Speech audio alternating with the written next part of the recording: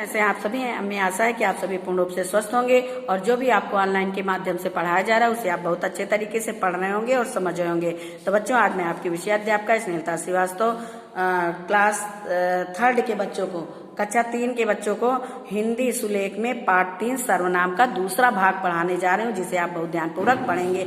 इसका पहला भाग हम सर्वनाम आपको पढ़ा चुके हैं पेज नंबर 10 में। आज हम आपको पेज नंबर 11 यानी कि सर्वनाम का दूसरा भाग पढ़ाएंगे और उसे आपको हमारी जैसे हम लिखेंगे आपको भी लिखना है, लेकिन इसके लिए आवश्यक है आपके पास किताबों का होना। यदि आपके पास किताबें नहीं हैं तो आप अच्छे तरीके से लिख नहीं सकते हैं। आप लोग अपनी अपनी किताबें मंगाइए और कार्य जो है करिए, पूरा करिए।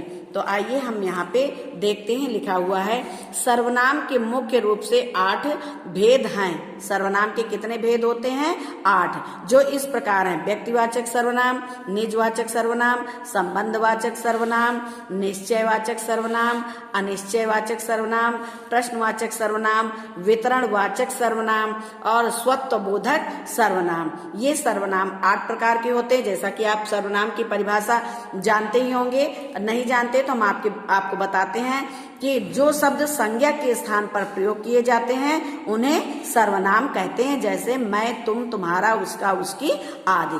तो सर्वनाम के यहाँ पे भेद बताए गए हैं। सर्वनाम 8 प्रकार के होते हैं जो हमने आपको बताए। अब हमें इन्हीं सर्वनामों को नीचे जो यहाँ पे लिखा हुआ है उसी को देख करके हमें इसे नीचे लिखना है। तो आइए हम लिखते हैं सर्वनाम।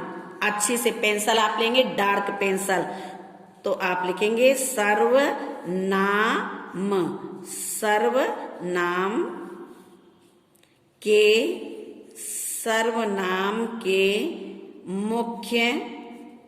सर्वनाम के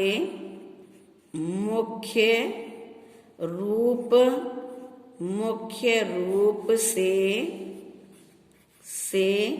8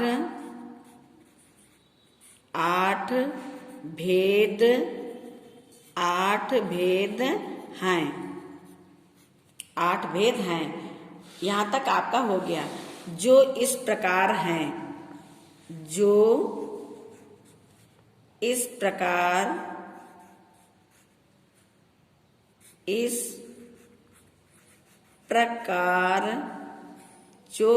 प्रकार हैं। पहले आप ऊपर देख लेंगे और फिर लिखेंगे, जिससे कि आपकी गलतियां ना हो। गलती करने से बार बार आप रेजर से इरेज करेंगे तो आपका पेज गंदा हो जाएगा। इसलिए पहले आप पढ़ लीजिए, उसके बाद लिखिए। तो आइए हम लिखते हैं। ये यहाँ पे हमने लिखा सर्वनाम के मुख्य रूप से 8 भेद हैं जो इस प्रकार हैं। यहाँ पे हम नंबर 1 डालेंगे। नंबर 1 व्यक्तिवाचक सर्वनाम। नंबर 1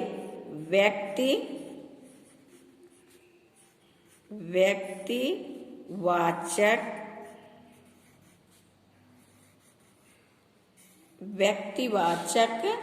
अब सर्वनाम यहाँ नहीं आ रहा है तो यहाँ आपको नहीं लिखना है, यहाँ पे लिख देना है व्यक्तिवाचक सर्वनाम। व्यक्तिवाचक सर्वनाम, ठीक है। अब दूसरा क्या है? दूसरा नंबर हम यहाँ पे डालेंगे निजवाचक सर्वनाम। निजवाचक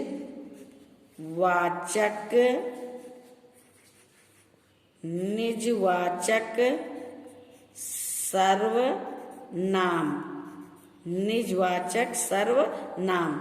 इसके बाद हम तीसरा नंबर डालेंगे यहाँ पे दूसरी लाइन में संबंधवाचक सर्वनाम।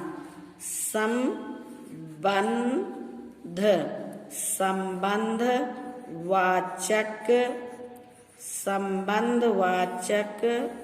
सर्वनाम।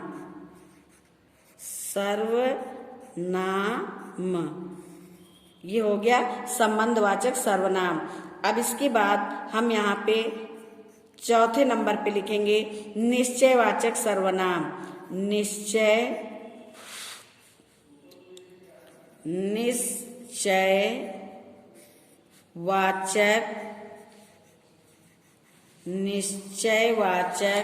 सर्वनाम।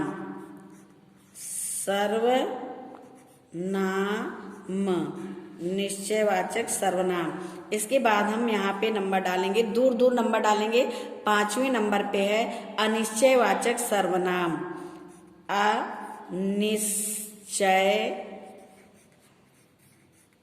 अनिश्चयवाचक ये वाचक एक ही में होता है। अनिश्चयवाचक सर्वनाम,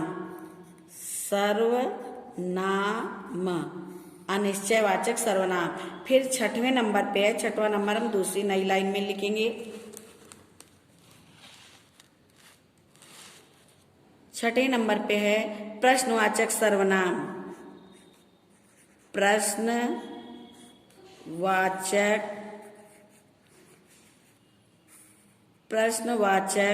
सर्वनाम। प्रश्नवाचक सर्वनाम। अब 7वें नंबर पे, 7वां नंबर हम नीचे भी डाल सकते हैं क्योंकि 2 ही बचे हैं, तो 7वां नंबर हम यहाँ पे डाल सकते हैं। 7वें नंबर पे है वितरणवाचक सर्वनाम।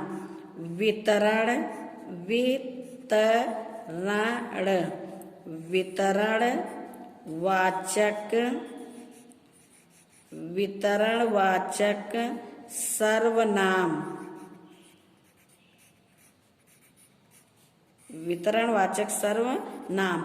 इसके बाद है 8वें नंबर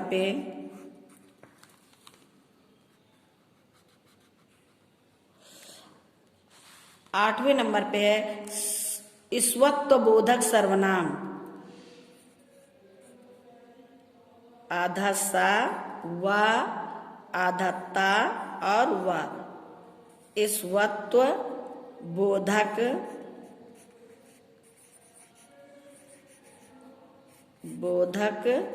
सर्वनाम। ये तो ये आपने लिखा।